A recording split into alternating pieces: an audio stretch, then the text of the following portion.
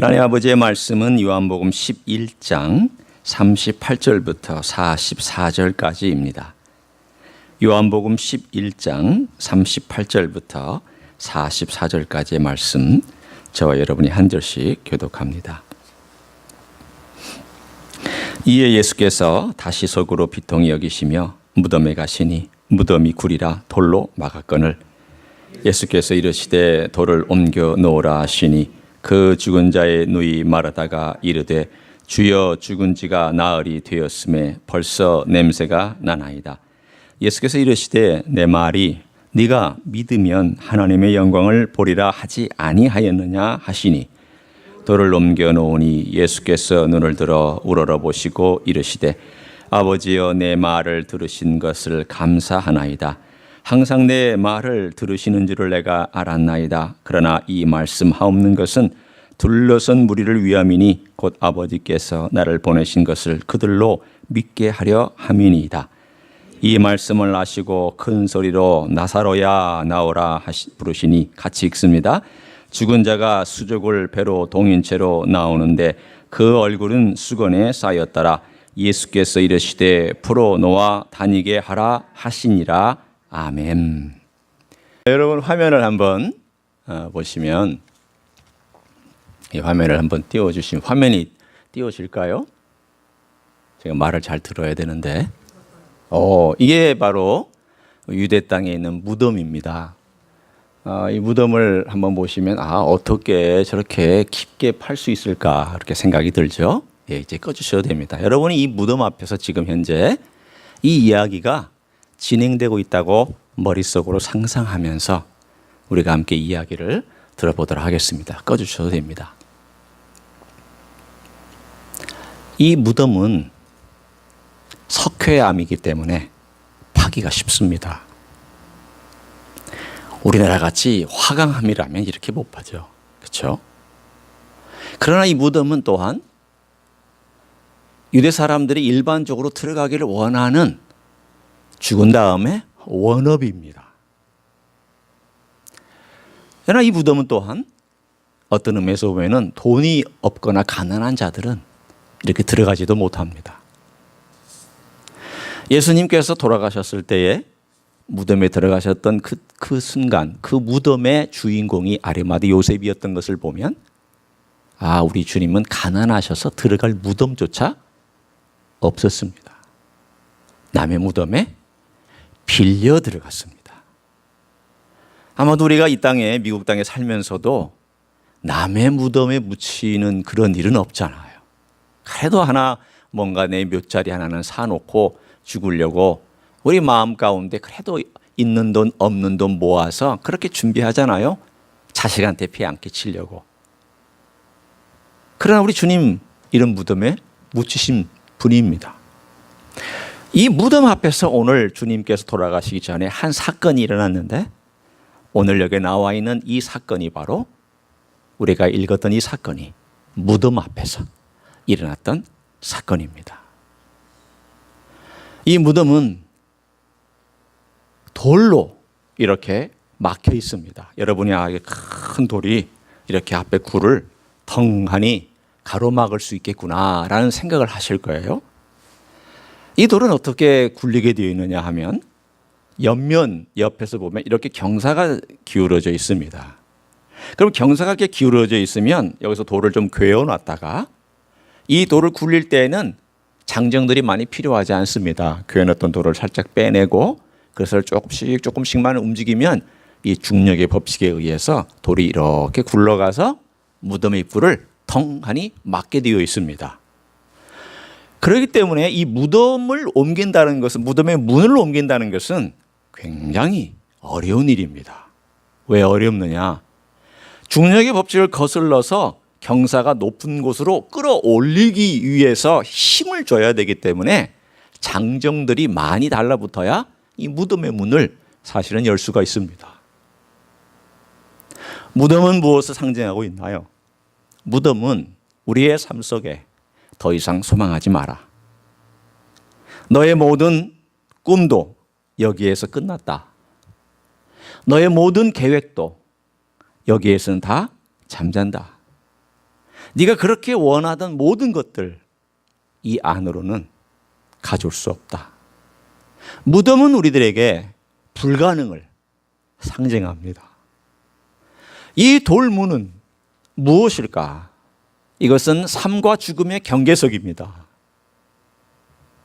경계석이면서도 또한 경고하는 돌이기도 합니다. 너 이 안으로 들어오지 마라. 이 안은 시체가 있는 곳이다. 그 뜻입니다. 또한 시체를 보호하기 위한 목적도 있습니다. 동물들이나 일이나 늑대들이 와서 이 시체를 가져갈 것을 막아놓는 그러한 돌이기도 합니다. 분명한 것은 이 돌은 삶과 죽음이라고 하는 그 경계선에서 이것을 명확하게 나누어주는 그러한 경고문에 우리가 해당된다고 할 수가 있습니다. 거기에다가 오늘 본문을 보면은 시체가 썩어서 냄새가 납니다. 여러분, 유대 사람들에게 있어서 시체가 썩어서 냄새가 난다라고는 이 말은 사실은 불가능 중에 제곱 불가능입니다. 기적이라는 것이요, 어떻게 생각하면 믿어질 수도 있는 기적이 있어요. 어떤 기적을 우리가 보통 믿을 수 있냐면 과거에 일어났던 사건에 근거해서 오늘의 사건을 우리가 추정하면 믿을 수 있습니다. 예를 들어 누군가 나았다, 치료받았다. 그러면 나도 치료받을 수 있겠구나. 우리는 어떤 과거의 사건이 있기 때문에 그 사건을 통해서 오늘이 일어날 수 있는 기적을 추정하고 어느 정도는 믿음으로 받아들일 수 있는 역사적인 사건을 우리가 바탕에 둘 수 있습니다. 그러나 과거에 일어나지 않은 사건에 대해서는 사람들이 잘 받아들이지 못합니다. 왜 천지창조가 어렵냐? 왜 그게 받아들이기가 어렵느냐? 우리는 믿음으로 받아들이지만 왜 천지창조 그렇게 어렵느냐? 천지창조는 전례가 없는, 한번 딱 일어나고는 이 모든 것들은 그 이후에 연장선상에서 일어난 거기 때문에 이 사건이 좀 반복되면 믿겠는데, 천지창조가 반복되면 우리가 이거 일어날 수 있는 일이구나 믿겠는데, 한번 딱 일어나고는 그 다음부터는 아무도 본 적이 없고 아무도 그 시간에 가본 적이 없고 단지 성경에 나와 있는 묘사만 나와 있기 때문에 받아들이기가 어렵습니다. 반복적으로 일어난 기적이나 역사적으로 증명이 됐거나 또는 그럴 수 있다라고 하는 것이 있으면 받아들이기 쉽지만 그렇지 않은 기적은 어렵습니다. 오늘의 기적이 왜 어려울까? 오늘의 기적을 보면 사람들이 계속해서 의문을 갖습니다. 어떤 의문을 갖느냐?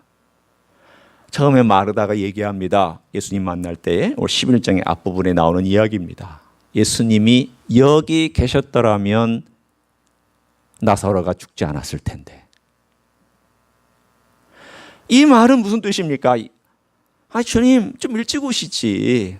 살아있을 때 오시지.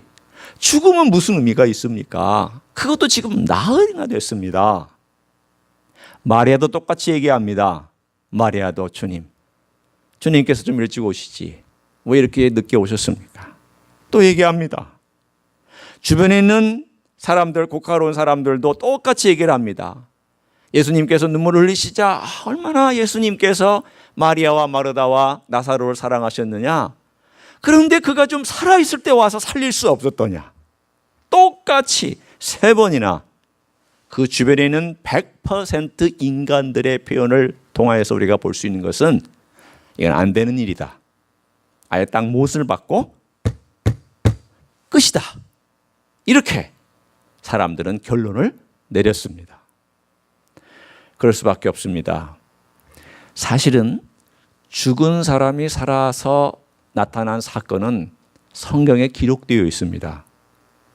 여러분이 누구의 사건을 기억하실 수 있는가 하면 엘리야 때 과부의 아들 살리셨죠. 엘리사 때 한 부부의 아들이 없었는데 아들을 주었다 그 아들이 죽자 또 살려냈습니다. 그런데 그 두 아들의 특징은 뭐냐? 무덤에 가기 전에 그들이 다락방에 놓여 있을 때에 그들이 왔다는 것을 얘기하고 있습니다. 유대인의 전통에는 사흘까지는 어쩌면 살아날 수도 있다라고 생각했습니다. 왜 사흘이냐? 그 사흘 동안은 내장이 썩지 아니하고 아직도 부패가 시작되기 전이라고 생각을 했기 때문에 살아날 수 있는 소망이 혹시 있다. 기적이 일어나도 혹시 살아날 수 있고 혹시 호흡이 돌아올 수 있다라고 그들은 아예 그들의 전통 속에 딱 머리에 박혀 있었습니다. 그러나 이미 무덤에 들어가서 사흘이 된, 나흘이 돼버린, 사흘이 지나 이제는 가능성의 0.0000001%도 없는 썩어버린, 내장이 썩어버리고 가장 연약한 부분부터 썩어버리는 이 구더기가 있는 냄새나는 이 시체는 안 됩니다. 말도 안 됩니다. 그런 일은 일어날 수 없습니다라고 아예 딱 못을 받고 오늘 마르다도 마리아도 주변 사람도 똑같이 반복적으로 얘기하고 있습니다. 그러자 주님께서 오늘 말씀하시는 명령이 세 가지가 등장합니다. 첫 번째가 39절에 우리가 읽었던 내용이죠. 예수께서 이르시되 돌을 옮겨 놓으라. 돌을 옮겨 놓으라 그랬더니 그 죽은 자의 누이 마르다가 이르되 주여 죽은 지가 나흘이 되었으며 벌써 냄새가 나나이다. 이게 무슨 뜻입니까? 앞에 마르다하고 예수님하고 한 대화가 여러분 생각나실 거예요. 나는 부활이요 생명이니 나를 믿는 자는 죽어도 살겠고 살아서 믿는 자는 영원히 죽지 아니하리니 너 그것을 믿느냐? 그랬더니 마르다가 고백하기를 주는 그리스도시요 살아계신 하나님의 아들입니다. 제가 이 땅에 오시는 메시아인 줄을 믿습니다. 라고 고백하는 장면이 나옵니다. 그러면 고백을 이렇게 했으면 여기에 와서 뭐라고 얘기를 했어야 됐었을까요?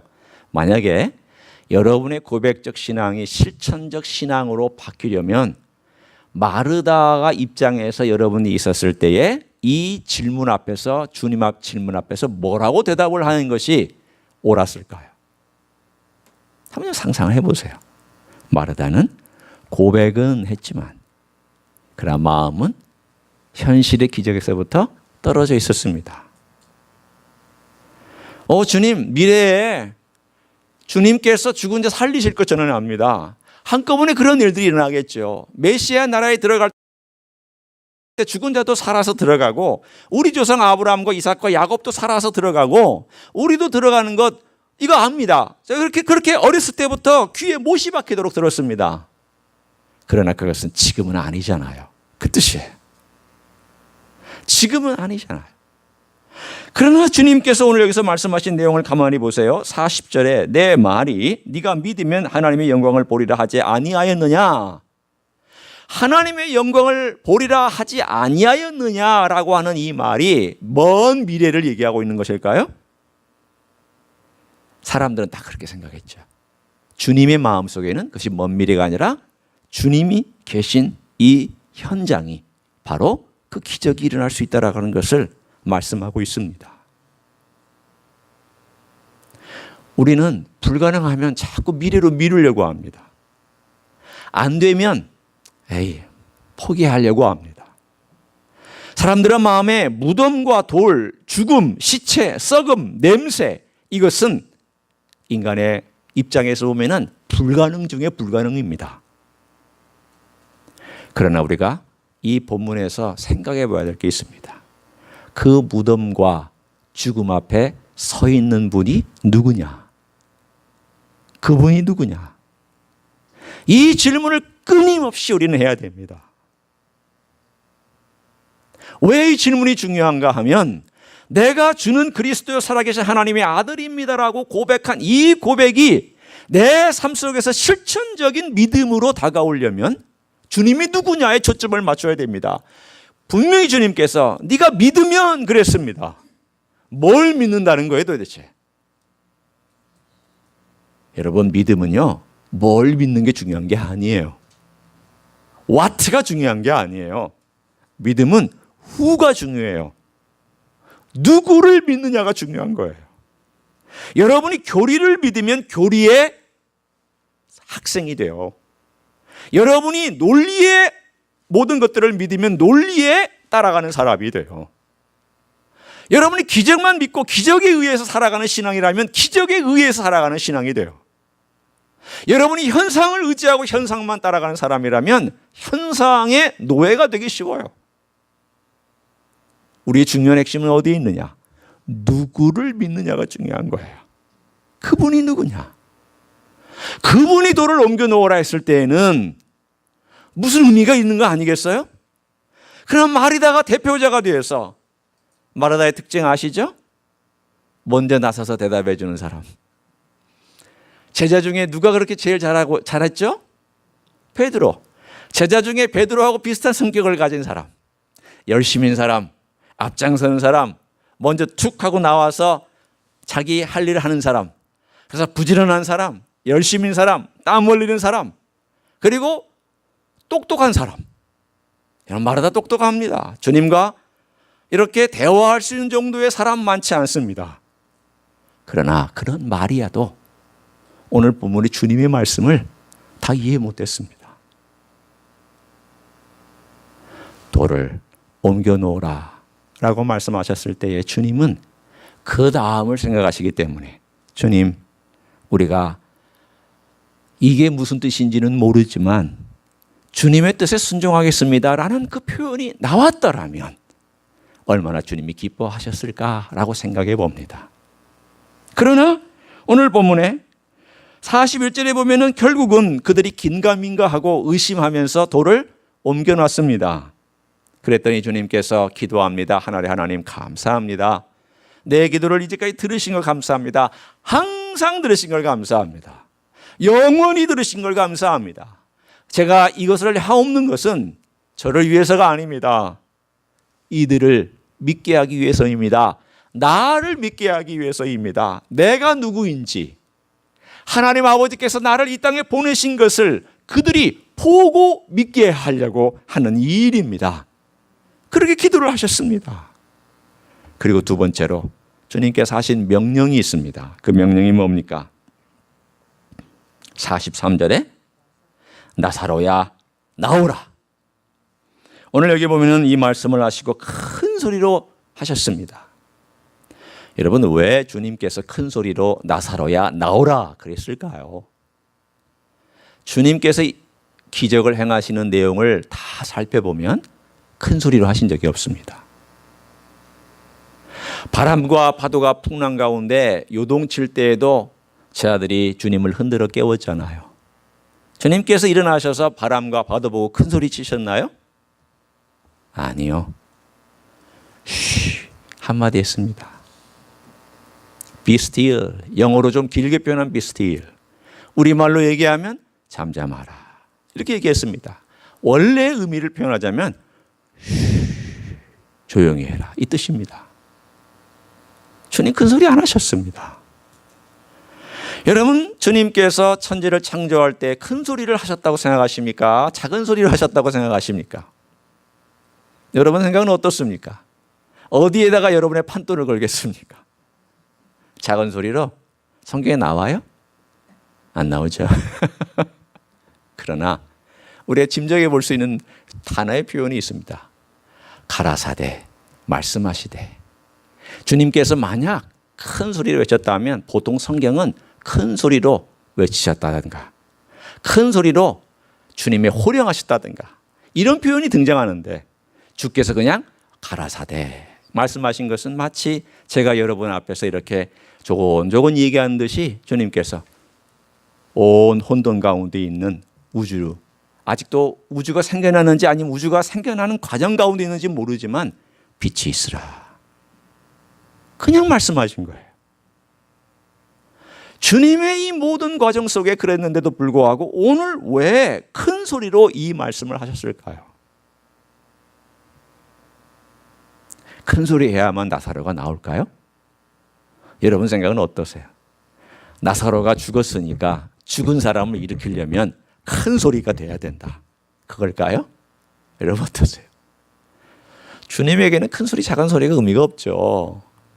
하늘의 하나님께서 무슨 큰 소리를 낸다고 일이 이루어지고 작은 소리 낸다고 일이 이루어지지 않는 건 아니잖아요. 그러나 우리는 한 가지 힌트를 볼 수 있습니다. 이 자리에서의 힌트, 곧 이 무덤 앞에서의 힌트, 또 하나는 장차 일어날 일의 힌트입니다.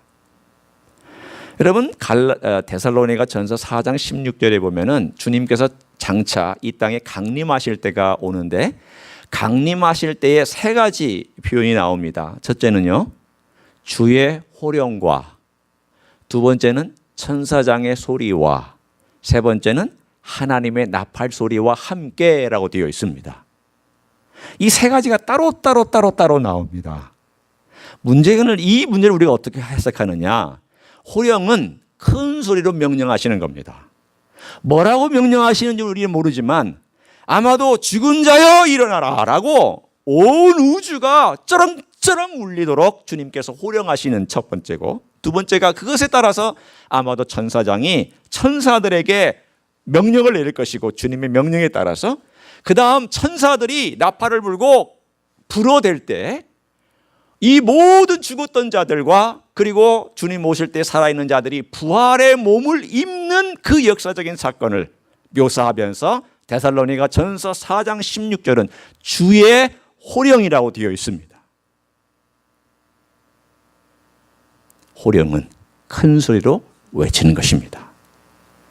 오늘 아마도 주님께서 큰 소리로 외친 것은 그것을 우리들에게 보여주시는 하나의 사건임과 동시에 오늘 현장에서 하나님께서 어떠한 일을 행하시는지에 대하여 너희들이 쩌렁쩌렁 들으라라는 말씀입니다. 들으라는 것입니다. 너 귀에 쩌렁쩌렁 울리도록 내가 나사로를 불렀던 이 음성을 너희들은 평생 기억하라, 이 뜻이 있을 것입니다. 생명의 말씀은 닿은 자에게 생명을 줍니다. 그러자 오늘 어떤 일이 났습니까? 44절에 보면 죽은 자가 수족을 배로 동인채로 나오는데, 여러분 지금 무덤에서 죽은 자가 수족을 배로 동인채로 나올 수 있는 방법이 뭘까를 한번 여러분 생각해 보세요. 점핑. 그러면 완전히 무슨 중국 영화에 나오는 그런 점핑이 될. 저도 그런 생각을 했습니다. 장로님하고 똑같습니다. 남자들의 생각은 좀 비슷한 것 같아요. 또 하나의 생각이 있습니다. 나사로가 나올 때 아마도 천사들의 도움에 의해서 무덤 바깥까지 서 있는 채로 옮겨질 수도 있습니다. 아니면 하나님의 능력에 의해서 움직일 수도 있습니다. 우리는 몰라요. 그 점핑해서 왔는지 천사들이 그를 데리고 일어선 채로 살아있는 그 호흡하는 그를 무덤 바깥에까지 데리고 나왔는지 우리는 아무것도 모릅니다. 분명한 것은 수족이 동여 있다고 되어 있습니다. 여러분 유대 사람들은요, 아까도 우리가 무덤을 봤지만 무덤에 들어가면 무덤 안에 들어가서 거기에 이만한 높이에 사람 시체 하나가 올라갈 만한 높이에 돌 같은 것을 이렇게 평평하게 놓습니다. 석회암이니까 그렇게 깎기도 쉽겠죠. 그리고는 관을 놓지를 않아요.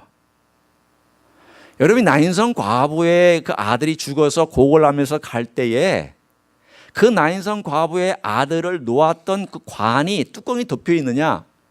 유대 사람들은 뚜껑을 안 덮고 그냥 가지고 갑니다. 관이 있어요. 그 다음 무덤에 오면 어떻게 하느냐? 그 관은 버리고 시체를 고스란히 그 조그마한 깎아놓은 돌 위에다가 얹어놓고 똘똘똘 천으로만 거기다 옮겨놓고, 그리고는 마지막 장면이 뭐냐? 얼굴에다 수건을 덮어 씌우는 겁니다. 그게 마지막입니다. 여러분 돌아가신 분 염할 때 어떤 과정을 겪는지 여러분 다 보셔서 아실 거예요. 저는 목사이기 때문에 미국에서는 그런 일이 별로 없지만 한국에서는 목사가 염할 때 같이 들어갑니다. 직접 하지는 않아도 염하는 장의사가 염을 쭉 하잖아요. 그러면 이제 거기에 원래 수의를 입혀놨던 그걸 가지고 열심히 닦고 열심히 어느 정도 깨끗하게 만들어주는 과정을 유가족들하고 지켜봅니다. 먼저 입관을 하기 전에 예배드리고 기도해주고, 그리고 입관하는 과정을 다 지켜봅니다. 그러면 이 모든 것들을 이게 이 일종의 뭐랄까요, 움직이지 못하도록 시체가 못하도록 이게 다 묶습니다.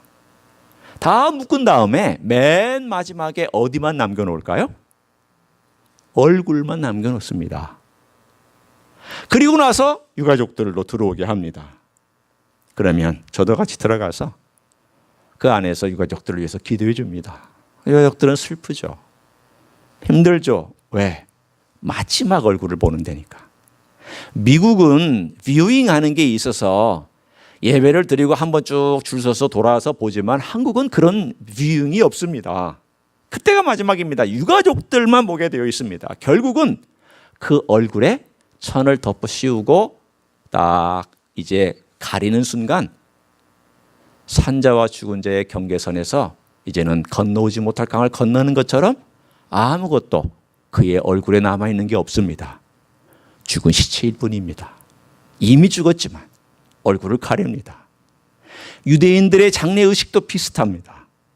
다 감싼 다음에 유가족들과 장례를 치는 사람들이 그 얼굴을 보고 울고 슬퍼하고 애통해하고 그리고 맨 마지막에 수건을 덮어서 끝이 낸 다음에 향품을 거기다가 발라주고 향기 썩어도 좀 냄새가 덜 나라고 향품을 발라준 다음에 그리고 나서는 돌문을 텅 하니 닫고 나면 이제 모든 장례 절차가 끝나버립니다.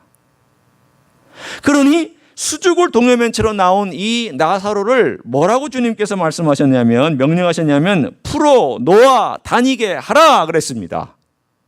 이 말을 들으면 나사로가 스스로 나온 것 같지는 않아요. 풀어놓아 다니게 하라 했으니까 꽁꽁 묶여있던 다리, 꽁꽁 묶여있던 팔, 그리고 수건이 있었던 얼굴 벗겨주고 팔 풀어주고 다리 풀어줘라. 그래서 이제는 산자의 땅에서 살아갈 수 있게 해라. 저는 이런 상상을 해봤습니다. 나사로의 영혼이 천국 가 있었을 거 아니에요. 낙원에 가 있었겠죠. 그러면 나사로의 영혼이 이 낙원에 가 있었는데 갑자기 주님께서 나사로야 나오라 그러면 영혼이 어디서부터 와야 돼요? 낙원에서부터 와야죠. 내려와야죠. 아마 나사로가 그랬을 거예요. 하나님 거기 계셨는지 아니면 천사애가 옆에 있었는지 모르지만 나 가기 싫은데. 여기가 너무 좋은데 이 하늘나라 이 여기가 너무 아름답고 찬란하고 빛이 있고 내가 여기서 이렇게 사는 게 더 좋은데 내가 왜 가야 되는가 라는 생각을 하면서 그러나 주님께서 명령하시니까 그 영혼이 내려왔을 거예요. 그러나 영혼이 내려와서 그 육체에 들어가려면 그 육체가 썩어 있으면 안 되잖아요. 제 말 맞아요? 영혼이 내려왔는데 집을 찾아왔는데 이 집이 썩어 있으면 어떻게 활동을 해요? 주님의 이 큰 음성은 두 가지 의미가 있습니다. 하늘에 가 있었던 나사로의 영혼을 불러내는 것이고 죽었던 육체를 소생시키는 것입니다. 이 두 가지가 동시에 일어났던 것이 나사로야 나오라라고 하는 이 명령에 의해서 천지를 창조하셨던 그 말씀의 생명의 능력이 그 영혼과 그 육체가 다시 소생되어서 살아갈 수 있도록 만드신 기적을 일으켰습니다. 오늘 그러면 이 기적은 우리들에게 뭘 얘기하는 걸까요? 이제 우리의 적용으로 들어갑니다. 미리 일어날 일? 맞습니다. 예표적인 사건입니다. 여러분이나 저나 한번 죽어야 됩니다. 우리 생에 예수님 오시면 죽지 않고 예수님을 만나겠지만 만약 우리가 예수님을 살아서 만나지 못한다면 죽어서 언젠가 주님 오실 때 만나게 될 것입니다. 그때의 영광스러운 장면, 돌을 움직이지 않아도 주님 안에 죽은 자들은 잠자는 자들은 다 일어나서 주님을 뵙게 될 것입니다. 그 스펙타클한 장면이 어떤 것일까? 저는 많이 상상을 해봤습니다. 그러나 그냥 상상만 할 뿐이지 어떻게 일어나는 것에 대해서 저도 모릅니다. 왜? 이제까지 한 번도 일어난 적이 없으니까. 그렇죠? 모든 주님 안에서 죽은 자가 한꺼번에 일어난 사건이 과거에 없었어요. 그러나 일어날 거예요. 주님이 약속했어요. 그 스펙타클한 장면을 생각하면 내가 잘 살아야 되겠다. 잘 준비하고 걸어가야 되겠다. 이 땅에서 기회 있을 때 내가 주님의 신부로 잘 준비하면서 살아야 되겠다. 그런 생각을 거듭합니다. 그러나 오늘 이 말씀은 현재 우리들에게 어떤 의미가 있는지 저는 이 세 마디의 주님의 명령을 가지고 함께 나누려고 합니다. 첫째가 오늘 본문에 있는 명령, 첫째 명령, 돌을 옮겨 놓으라. 여러분, 죽음이 두 가지 종류의 죽음이 있습니다. 우리의 육체의 죽음을 첫 번째 죽음이라고 합니다. 그러나 성경에는 두 번째 죽음이 있음을 얘기합니다. 그 두 번째 죽음은 하나님으로부터 영원히 분리되는 것을 두 번째 죽음이라고 얘기를 합니다. 그 두 번째 죽음이 언제 일어나느냐 하면 백보자 심판이 끝나고 나서 모든 사람이 다 부활의 몸을 입은 다음에, 예수 안 믿는 사람도 그때는 부활됩니다. 입은 다음에 주님께서 맨 마지막에 The Lake of Fire, 불못에 집어넣는 마지막이 여러분 무엇인지 아십니까? 성경에 보면 이렇게 나와 있습니다. 지옥과 죽음이 마지막 그 불못에 던져진다라고 얘기하고 있습니다. 그게 세컨 데스입니다. 두 번째 죽음입니다. 여러분, 첫 번째 죽음은 시체 썩는 냄새만 나지만 이 두 번째 죽음은 우리가 이 땅에 살아가는 동안 그걸 피할 수 있는 길을 하나님은 열어놓으셨습니다. 영혼의 죽음이 더 냄새가 납니다. 영혼의 죽음이란 건 뭘까요? 여러분, 많이 있잖아요. 우리가 2번이라는 그 고속도로, 짧은 고속도로를 타고 올라갔다 보면 글렌데일을 지나자마자 오른쪽에 에티스트 타운이 있습니다. 무신론자의 타운이 있어요. 너 신 안 믿으면 우리 여기서 모여 살자. 아마도 그런 뜻으로 만들어낸 에티스트 타운인 것 같아요. 무신론자의 무덤과 영혼의 죽음의 냄새가 나는 그런 장소일 것입니다. 어떤 사람은 동성결혼과 동성연애에 자기의 삶을 그냥 투자해서 하나님이 죄라고 얘기한 그 죽음의 무덤 속에서 영원히 죽어서 냄새나는 삶을 살아가고 있을 것입니다. 언젠가 제가 여러분에게 얘기했듯이 교회 안에도 여전히 이 돌문 안쪽에 어둠 가운데 묻혀있는 영혼들이 있습니다. 어떤 영혼일까요? 말로는 고백하지만 삶으로는 고백이 안 된 여전히 실천적인 무신론자들, 머리로는 하나님을 믿지만 몸은 무신론에 따라가고 있는 실천적인 무신론자들, 여전히 영혼은 죽어 있어 냄새나가 그런 삶을 살아가고 있습니다. 그러면 이 사람들에게, 아니면 그 사람에게 주님께서 첫 번째 말씀하신 내용이 뭐냐면 돌을 옮겨 놓으라는 것입니다. 네가 내 역사와 내 말을 듣기를 거부하고 있는 그 육중한 돌을 옮겨 좀 놓으면 안 되겠느냐. 옮겨 놓으라는 거예요. 주님 빛이 들어올 수 없어요. 주님 말씀 들어오면 안 돼요. 주께서 나 삶에 타치하지 마세요. 나는 내 삶을 살아갈 거예요. 나는 내 인생을 내가 알아서 걸어갈 거예요. 라고 육중하게 내 삶의 돌문을 텅하니 가로막아 놓은 다음에 이 안은 타치하지 말라고. 내 거니까. 내 인생이니까. 만약 그런 인생이 있다면 그 죽음의 냄새가 나는 인생일 뿐입니다. 그런 인생에 대해서 우리가 어떻게 도와줄 수 있을까요? 무언가 산자들이 돌문을 옮겨놓아야 된다고 한다면 우리가 할 수 있는 일은 아마 그 중에 몇 가지가 있을 거예요. 여러분, 정녕 주님을 알지 못하는 자가 있으면 기도해 주셔야 돼요.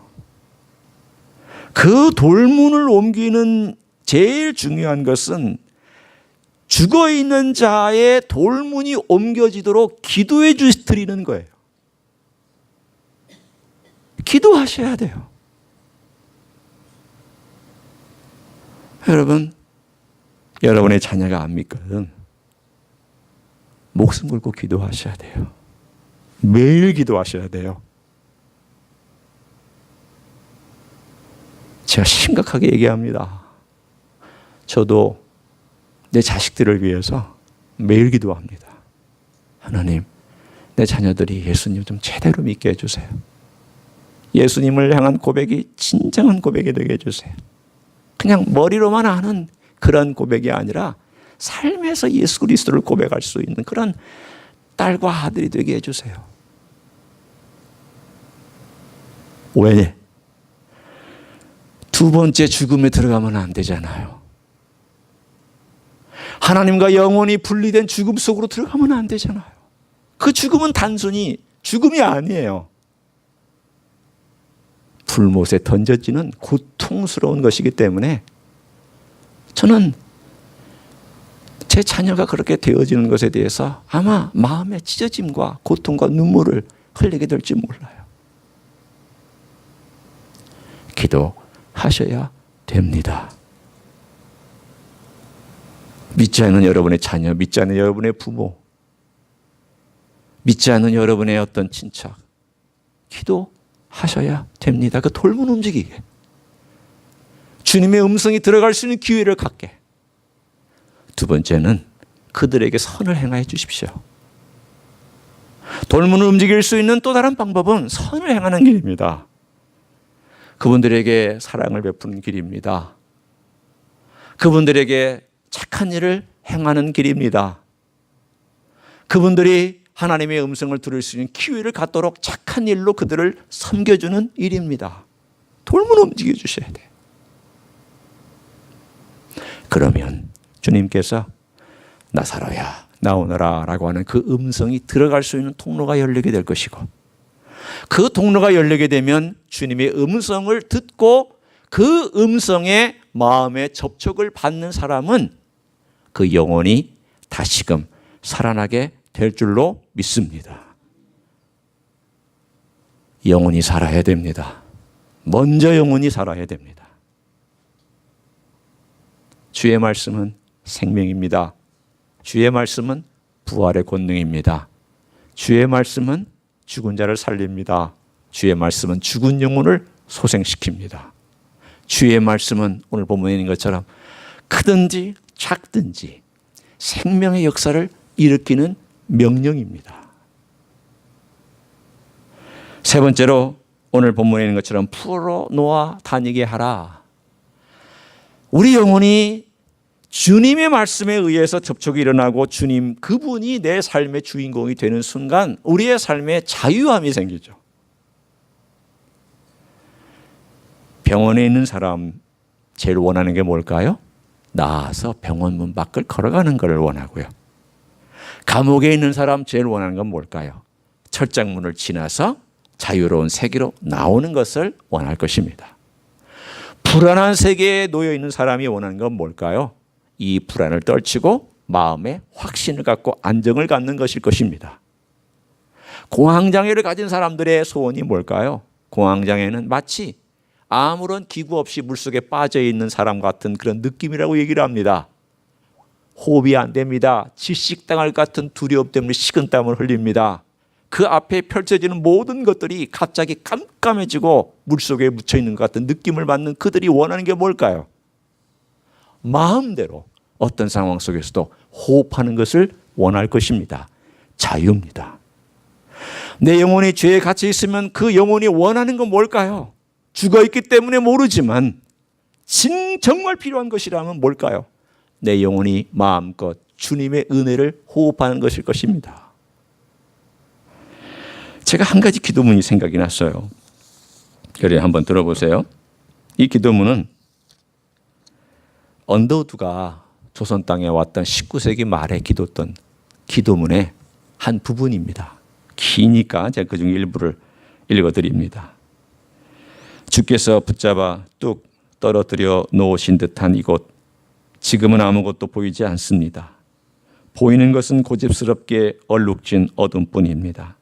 어둠과 가난과 인습에 묶여있는 조선 사람뿐입니다. 그들은 왜 묶여있는지도 고통이라는 것도 모르고 있습니다. 고통을 고통인 줄 모르는 자에게 고통을 벗겨주겠다고 하면 의심부터 하고 화부터 냅니다. 그리고 나서는 이분이 이렇게 얘기합니다. 지금은 우리가 황무지 위에 맨손으로 서 있는 것 같사오나 지금은 우리가 서양 귀신 양귀자라고 손가락질을 받고 있사오나 저희들이 우리 영혼과 하나인 것을 깨닫고 하늘나라의 한 백성 한 자녀임을 알고 눈물로 기뻐할 날이 있음을 믿나이다. 이런 분이 와서 우리의 돌문을 옮겨주었기 때문에 주님의 음성을 듣고 구원받은 백성이 저렇게 이렇게 허다하게 많아지게 되었습니다. 주님의 음성을 듣도록 기회를 주셔야죠. 내가 할 일은 돌문만 움직이면 되는 거예요. 주님의 음성에 다가갈 수 있도록 기회를 주는 거예요. 그 나머지는 주님이 하실 거예요. 주님의 음성으로 죽을 자를 일으키실 거예요. 마음을 두드려 주실 거예요. 물론 그 선택은 본인이 해야 하겠지만 오늘 우리의 삶 가운데서 그 19세기에 와서 먼 미래에 눈으로는 하나도 볼 수 없는 그 먼 미래를 바라보며 믿음으로 기도했던 이 언더우드의 기도는 제가 읽을 때마다 가슴이 찡하니 울립니다. 그때 우리가 그랬지. 무덤 가운데 묻혀 있었지.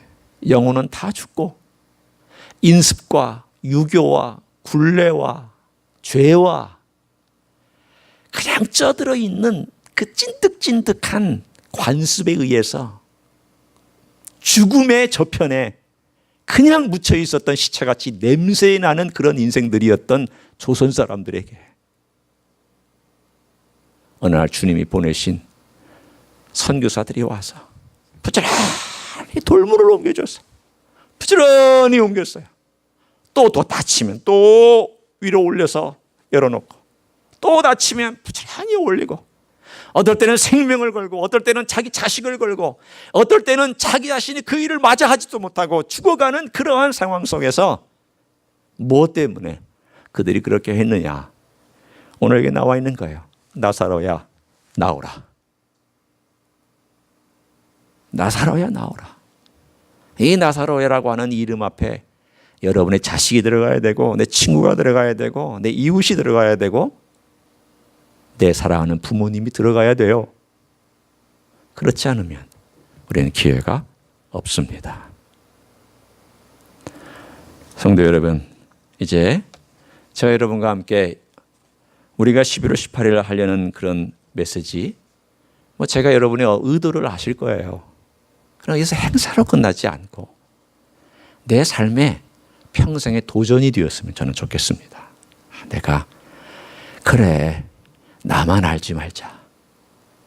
내가 아프다고 나만 알고 내가 바쁘다고 나만 알고 내가 힘들다고 나만 알고 내 미래가 불안하다고 내 문제만 빠져있고 내가 어렵다고 내 문제 안에서 맴돌고 살아가는 다람쥐 쳇바퀴 돌듯 살아가는 인생 살지 말자. 이젠 좀 바깥으로 눈을 돌리고 나보다 더 힘든 인생 있고 나는 그래도 구원받아서 내 영혼이 냄새나지 않는데 여전히 영혼이 구원받지 못해서 냄새나는 영혼들을 향하여 내가 할 수 있는 일이 뭘까? 그럼 주님께서 여러분에게 알려주실 거예요. 우리 조용히 눈을 감고 같이 주님께 기도하면서 나가기를 원합니다.